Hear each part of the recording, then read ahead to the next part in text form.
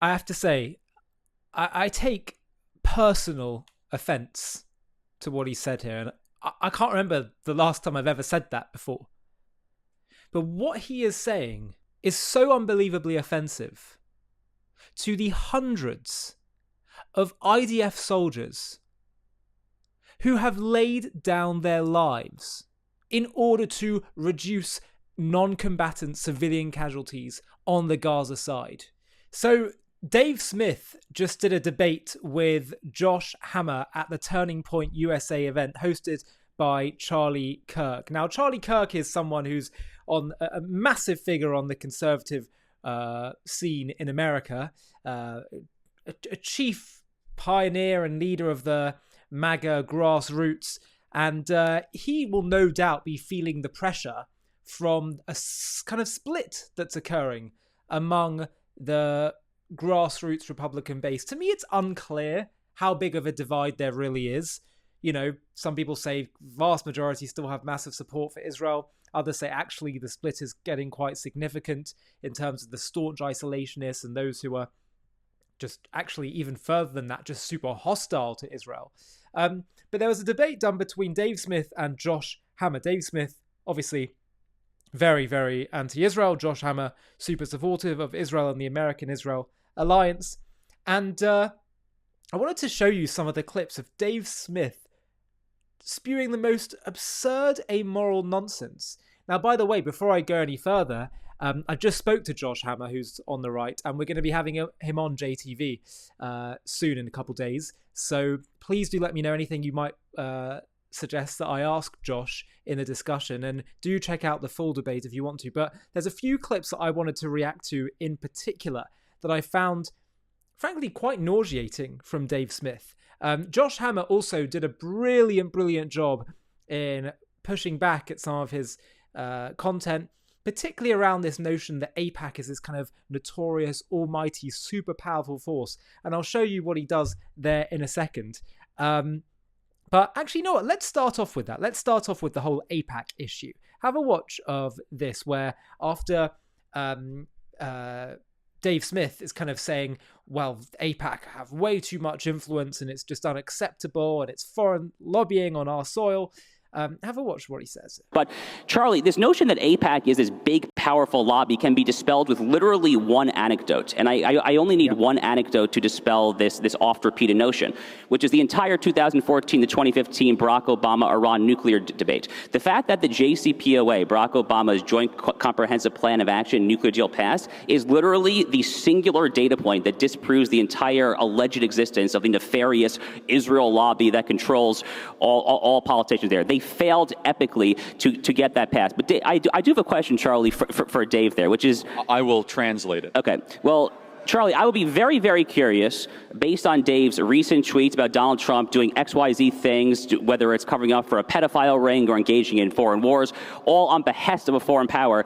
Does Dave actually think that Donald Trump, J.D. Vance, and the entire Trump administration are literally bought off by the Jews? Is that actually your honest stance? Okay, so what Josh is asking... Well, that's such a good point. I mean, look how Trump bashed Israel publicly just after they decided the ceasefire hasn't taken place yet, so they're going to continue with their targets in Iran, which they have every right and moral duty to do with a regime that is seeking their destruction.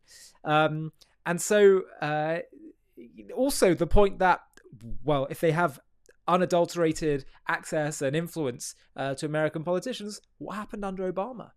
What happened under Biden, where Biden started putting all these conditions in for supplying aid?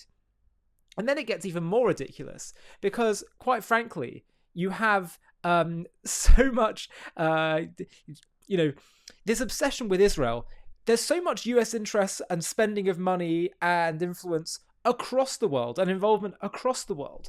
And there's so much mutual benefit that America gets. And by the way, even if America didn't gain much benefit, I want to talk about this separately because I think we have to have a whole bigger discussion around, is it purely about political interest when you have foreign policy decisions? Or can you actually take into account moral questions, nations that share our values, that are at the forefront of defending our values, not to mention potential security interests and intelligence that we get? and also just the moral value of helping Israel. But that's really a topic for another time. But the notion that AIPAC is this incomparable force, when you have so many, you have Iranian lobbying groups, you have all kinds of lobbying groups in America, and that there's evidence that they dictate policy. There just isn't the evidence for that. There just isn't the evidence for that. Otherwise, Israel and America would, there'd be no public disagreements, let alone reports of private disagreements. But here's the crux of what I get into, because there's so much about Dave's comments that I find nauseating in their amorality, but we'll unpack them properly with Josh when we speak to him. But the big thing that I just, it's like he has the moral capacity and thinking of a 5-year-old, is where he talks about what's happening in Gaza. And let me just let Dave speak for himself here, and then we can unpack what he said. And so you would at least make some effort to not kill so many civilians. You can't, dude, Smotrich, the finance minister, was bragging for 3 months that not 1 ounce of grain would get into Gaza. If you're pro-life, and you say, Such a stupid argument. You should not buy this for a second. let Dave finish his sentence. Shut up, bro. It's not Hamas it's is a a part stupid of argument. pro-life here. It's a stupid argument. You haven't heard the argument. What's Just- the argument that's stupid? Dave, you're not finish- Pro-life. Guys. No, what's the argument? It's Hamas that is not What's pro-life. the argument? Hamas You like just to called kill stupid. people. Dave, What's the argument? is what- Hold on 1 second, Charlie. I know, people don't What's like the seeing that argument this that is you not enjoyable to watch, okay? What's the argument that you called Why stupid? don't you finish it, Josh, Because he let him doesn't even finish know it. what it is. He interrupted me before I even said it. Okay, here's the argument. If you're pro-life, it's not incumbent on you to have a plan for what the mother ought to do with the baby. Like, you don't have to have a plan for daycare and college funds and all that. You just say, hey, I think this option should be off the table. I don't think you have the right to murder the baby while it's inside of you. Likewise, I'm not saying I have to have the perfect plan. If we had more time, I could expound on what I think they should have done. But how about don't deny 1 ounce of grain for 3 months and then shoot at the poor people who are trying to get food? Josh, how respond. about you take that option off the table? Is that argument stupid, Josh? Dave. Okay, Josh. I am Intentionally. curious. Got it. I'm curious. I got to interrupt. What is your response to the human shield argument? It has been proven. Yes. It is legit. What is your response to a fact? We don't know how widespread it's done, but I think it's rather that Hamas uses human shields. Yeah, they certainly have. I'm not denying that. But at the same time, like, it's kind of, you know, if let's say, like, in a domestic criminal situation, if there was somebody who killed a bunch of people and then they ran into a school and they're, like, using the kids as human shields, they're hiding behind the kids, and then your local police department came over and said, blow up the school and killed all the kids, you wouldn't go, well, they have no moral responsibility because they were using them as human shields. Yeah, as Bill Burr said in his special, you got to work around that, bro. And, like, Hamas is terrible. Nobody's arguing with that. I have to say, I take personal offense to what he said here. And I can't remember the last time I've ever said that before.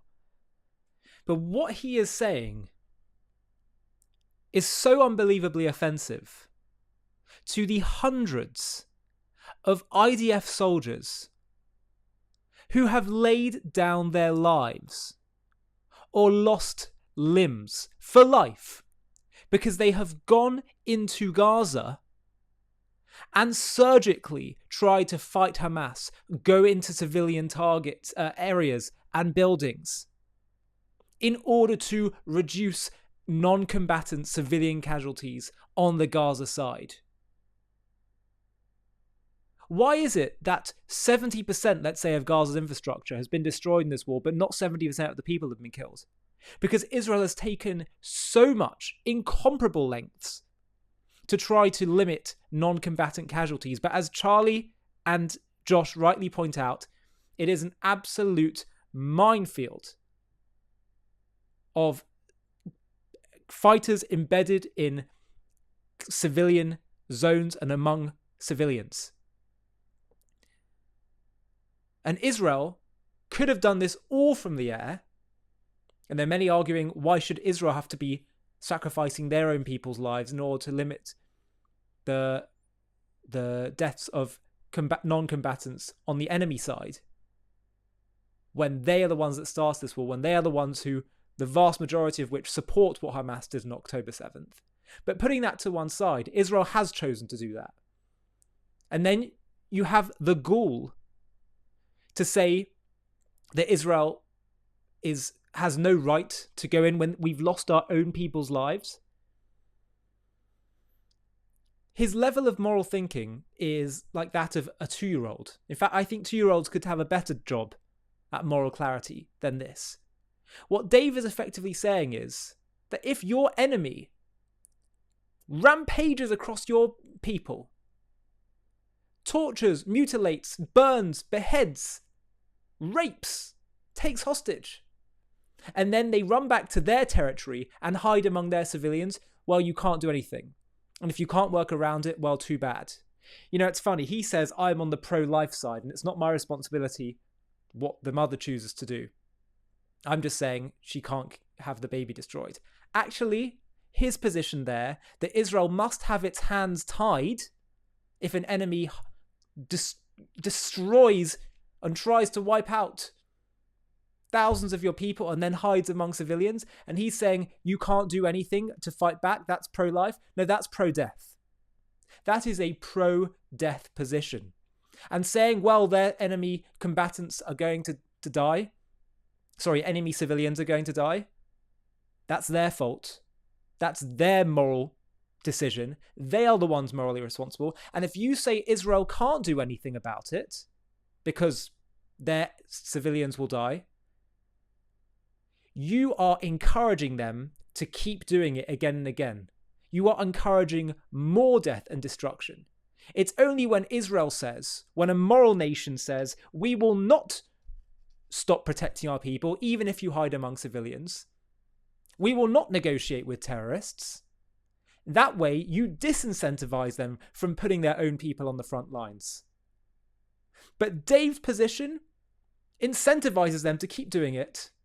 And any nation, and I guarantee you America, would go in hard against a neighbor that did this, regardless of how many non-combatants were killed. So his position is pro-death. And I take personal, deep offense at what he's saying, given that our own people have been killed in the hundreds, fighting on the ground in Gaza. Well, we could have done it from the air in order to try and limit non-combatant casualties. Again, I've said this time and time again on the show. He laments how many civilians have been killed in Gaza. Israel has had the lowest or most precise ratio of combatant to non-combatants killed in the history of modern urban warfare. He says, well, how can you say that? We don't know the figures yet. You know, that's just based on IDF figures. Well, IDF figures are based on their intelligence of Hamas fighters. In every prior war from Israel against Hamas, they said, this is how many we've killed. It roughly corroborates with what Hamas are saying in terms of the overall amount killed. And it turns out that when figures are cross-checked later on, the IDF are largely turn out to be accurate. So even if they're anywhere near what they claim about a 1-to-2 ratio, they have done a remarkably surgically precise job. And to do that in the heart of Gaza, where Hamas are utterly embedded.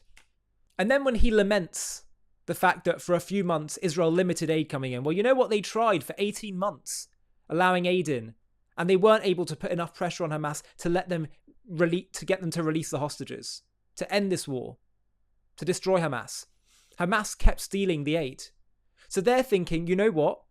Maybe we need to do something differently in order to exert pressure on Hamas. Do you think Israel wants to see any Gazan, let alone die, suffer at all? None of this would have happened had they not done the appalling, heinous abomination of October 7th.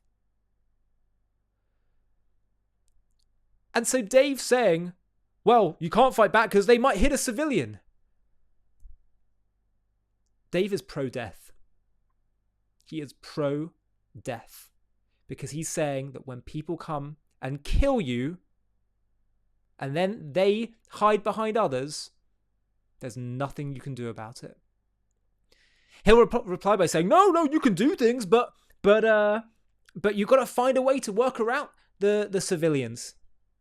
Not always possible, my friend. Welcome to war. I really don't understand why this is complicated to people. And you know what? I don't believe it is complicated. I think, for whatever reason, he is using a warped logic because he has a deeper hostility here. And he'll always say, well, I'm Jewish. I don't care if you're Jewish. You can be Jewish and you can be hostile to the Jewish people. It's happened plenty of times in history. And this is another time in which we're seeing it clear as day. I'm so excited to share with you something that I've been working on for a while. We've just taken JTV content to the next level. Introducing JTV Plus, a new platform streaming exclusive content created and handpicked by me. Get ready for jaw-dropping documentaries, exclusive interviews, insider access, and so much more. JTV Plus brings you captivating stories that will shock and inspire you. Stories that honestly, I'm discovering for the first time too. From Israel to Jewish history to Judaism, it's all there. In exclusive interviews, you'll hear guests open up about things they've never shared publicly before. Plus, I'll take you behind the scenes where I get a lot more personal with you.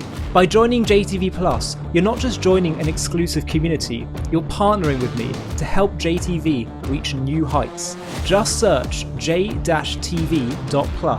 and join our exclusive community today. There's a link in the video description. I'll see you there.